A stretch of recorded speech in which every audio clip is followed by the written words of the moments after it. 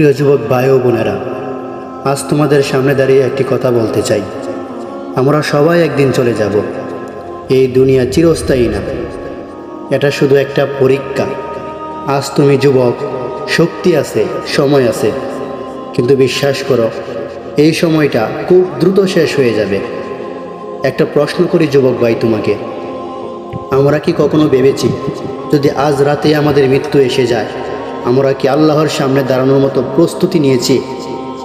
আল্লাহ তাআলা বলেন, কুল্লু নাফসি যায়িকাতুল মাউত, প্রত্যেক প্রাণীকেই মৃত্যুর স্বাদ গ্রহণ করতে হবে।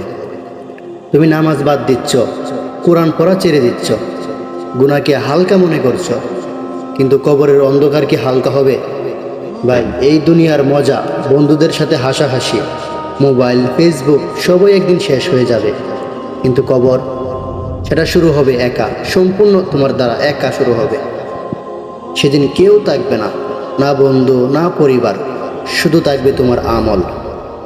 আজ যদি তুমি আল্লাহর পথে ফিরে আসো, আজ যদি তুমি একটি সেজদা দাও, একটি গুনাহ ছেড়ে দাও, তাহলে তোমার জীবন বদলে যাবে।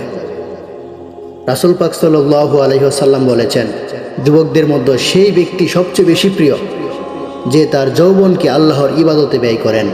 সুবহানাল্লাহ। তুমি সিদ্ধান্ত নাও, তুমি কি দুনিয়ার জন্য বাঁচবে নাকি জান্নাতের জন্য?